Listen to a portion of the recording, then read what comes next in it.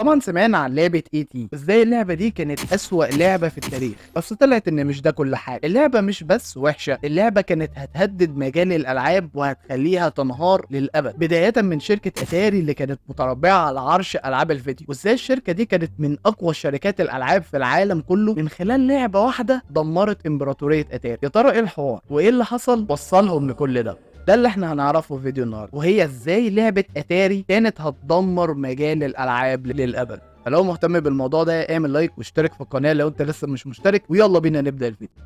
بس قبل ما نتكلم عن اللعبة تعالوا نتكلم عن الشركة الأول. هي شركة اتاري فعلا هي البذرة اللي عملت كل اللي احنا شايفينه دلوقتي. الموضوع بيبدأ سنة 72 لما كان في اتنين، واحد اسمه نولان بوشنال والتاني تيد دابني. هما الاتنين كانوا شغالين في شركة اسمها سيزيجي، عبارة عن شركة كهربائيات عادية. هما الاتنين فكروا في ان هما يعملوا جهاز اسمه نوتنج اسوسييت، وكانت عبارة عن زي خزنة كده وفيها شاشة في النص، وده كانت الشكل المبدئي بتاعها، وبتشغلها بكوين كده معاك ربع دولار يعني. بس للأسف واجهوا مشكله، وهي انتاجهم لخزانات اللي هو اللي بيشيل فيها العاب الفيديو، الجهاز اللي انتوا شايفينه ده. هم مش عارفين بقى ينتجوا الخزانات، فتعاونوا مع شركه اسمها بالي وفعلا اقتنعوا بالفكره. المهم التعاون ما بينهم فضل مستمر لغايه لما نوصل لمنتج من انجح المنتجات وقتها يعني، وهي حاجه اسمها فومي. وفي البدايه كانوا مقلقين من المشروع الجديد اللي هم عاملينه ده، لان الناس مش مترجمه في الفتره دي يعني ايه العاب اساسا والعاب فيديو معرفش يعني. فهو كان هيجرب، وبشكل غير متوقع عجبت الناس جدا ونجحت بشكل كبير، لدرجه انه كان بيجيب 400 دولار اسبوعيا في كل جهاز، او كل الخزنه اللي هم بيعملوها ده اللي هي الكابينه بتاعت الالعاب دي بتنتج 400 دولار اسبوعيا. فانت تخيل معايا الموضوع نجح ازاي، لغايه لما فكروا هما الاثنين بانهم يعملوا شركه اتاري. ومن هنا تبدا الرحله وجلوسهم على عرش انتاج الالعاب من السبعينات للثمانينات، لغايه لما نولان فكر في ان ازاي هيبتدي بقى النجاح بتاعه واحده واحده. المهم ان نولان كان بيفكر في الانتشار، ومش بس يعرفهم على شركه اسمها اتاري، لا بل عاوز يعرفهم على حاجه اسمها العاب الفيديو في الاساس. الموضوع ينتشر وتبقى موجوده في كل السوبر ماركات، وتبقى موجوده في المكاتب، وتبقى موجوده في كل حته في امريكا. بل زمان كان في مكان للحاجات دي اللي هي كله كباين العاب وتقعد تلعب بقى كانها سايبر بس في امريكا. الحوار كان ناجح ومكسر الدنيا وقتها، ولكن نولان كان بيواجهه مشكله واحده بس، وهو تعامله مع الموزعين. الموزعين كانوا في الفتره دي كانوا عاوزين حقوق الالعاب دي تمتلك ليهم، بيبقى الملكيه بتاعتهم هم بس. فنولان يقوم عامل ايه؟ يقوم مدي للموزع اللعبه فعلا والحقوق الكامله ليها، وبعد كده يغير اسمها ويتعاون مع شركه اسمها كي جيمز، والشركه دي تبيعها لموزع تاني بنفس اللعبه بس تغير اسمها مش اكتر. نولان كان صايع ونصاب شويه بصراحه. المهم فضلت اتاري على نجاحاتها زي كل مره، لدرجه انها بقت اكبر شركه في امريكا لانتاج الالعاب. نيجي على الناحيه الثانيه، في فيلم تم انتاجه من مخرج اسمه ستيفن سبيلبرج، عمل التحفه الفنيه بتاعته الا وهي فيلم بي تي،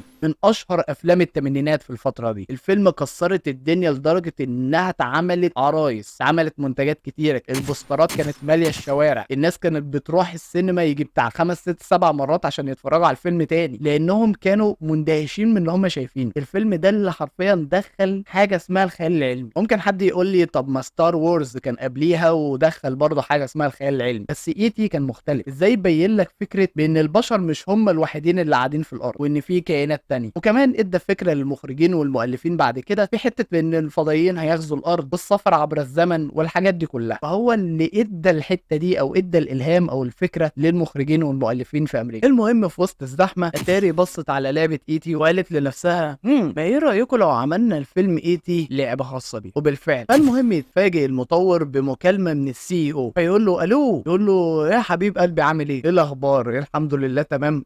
والله كنا عاوزينك يعني تشارك في لعبه جديده تماما مستوحاه من فيلم اي تي. قال له قوي قوي تمام مفيش مشاكل. السي او قال له على شرط ان اللعبه تبقى ليها علاقه بالفيلم اكتر، يعني يكون اللعبه فيها ملامح من الفيلم، وان قدامك 5 اسابيع عشان تخلص اللعبه. انت متخيل 5 اسابيع بس؟ مفيش اي فتره تانية؟ طب ما ينفعش نقدمها شو؟ لا لا مش هينفع، هي 5 اسابيع يعني 5 اسابيع. المهم المطور حكى في الفتره دي وقال ان انا كنت بشتغل كل يوم الصبح وبالليل على اللعب. محدش يفهم المطور غلط، هو عمل العاب حلوه على فكره، لعبه زي يارز ريفنج اللي كانت على جهاز ستار كاسل المواسم، ولعبه زي ريدرز اوف ذا لاست ارك اللي كانت من اوائل الالعاب اللي استوحت من فيلم، واللي حققت ارباح كويسه جدا لاتاري. فعشان كده الشركه كانت مركزه قوي على لعبه اي تي، وكانت متوقعه بان اللعبه دي هتكسر الدنيا وهتقلب امريكا بص فوق تحت كده. عشان كده فيلم اي تي ناجح والناس متعلقه بيها، فاكيد هيشتروا اللعبه. المهم الديدلاين خلص ولازم ننزلها في الاجازه، فايه اللي يحصل؟ اتاري تقوم منزله دعايه في الشوارع بان في لعبه اي تي من انتاج اتاري هتنزل في الفتره دي يعني. والناس فعلا كانوا متحمسين لغايه لما يلاقوا اللعبه بالشكل ده. زي ما انت شايف كده اللعبه مخيبه جدا، والمشكله ان لما بتيجي تلعب تحس ان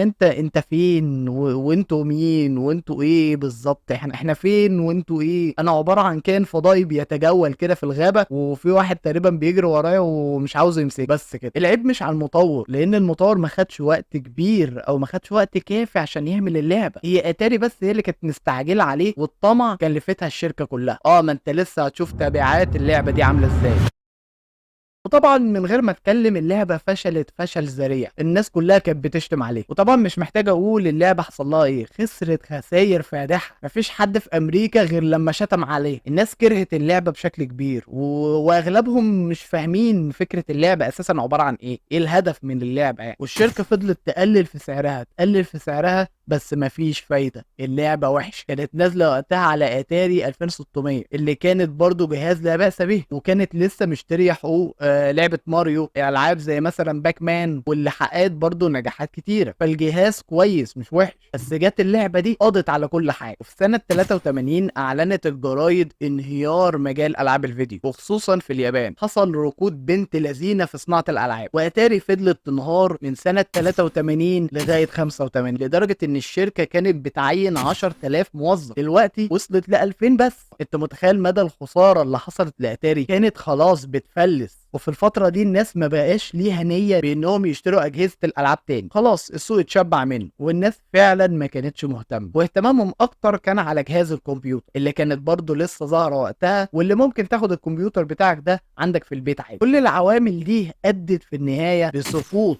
شركة اتاري وطرحها للبيع. بعدين اشتراها واحد اسمه جاك ترميل، بس ما قدرش يجابه الخسائر وقفلها في الاخر. انت متخيل انهيار شركة كاملة بسبب لعبة فيديو؟ والناس اللي ما تعرفش اتاري زمان كانت عاملة زي بلاي ستيشن دلوقتي، اكبر شركة العاب خلاص في العالم، فاهم انت؟ فان شركة اتاري تنهار بالشكل ده دي حاجة عجيبة. وما كانش ليهم منافسين في الفترة دي، ما كانش في شركة مثلا العاب تانية على الاقل مثلا كان بلاي ستيشن تلاقي لها مثلا قصادها اكس بوكس، انما زمان كان اتاري هي رقم واحد في السوق. المهم تعدي السنين لسنة 2014 لما واحد اسمه زاك بان عمل زي فيلم وثائقي بيتكلم فيه عن لعبة اي تي، مش الفيلم، اللعب، وان ازاي اللعبة دي كانت المسمار اللي موتت اتاري للابد. وفي الفيلم الوثائقي ده جابوا فيها كل الموظفين اللي اشتغلوا في اتاري، والمطور اللي اشتغل على اللعبة، وبعض الناس اللي جربت اللعبة دي في وقت نزول. المهم الفترة دي كان بيقال بان هم خدوا نسخ من لعبة اي تي ودفنوها في ارض في المكسيك. في ناس شافت ان ده مبالغة او شافوا ان هو لا يا عم مش للدرجه دي، بس زاك بين وفريق العمل بتاعه راحوا المكان ده فعلا، وفضلوا يحفروا لغايه لما لقوا فعلا نسخ مهوله من لعبه اي تي محفوره مدفونه في الارض. ومش نسخه واحده ولا نسختين، ده نسخ كتيره جدا. اتضح بان شركه اتاري نسخ كتيره جدا من اللعبه دي، فتخيل النسخ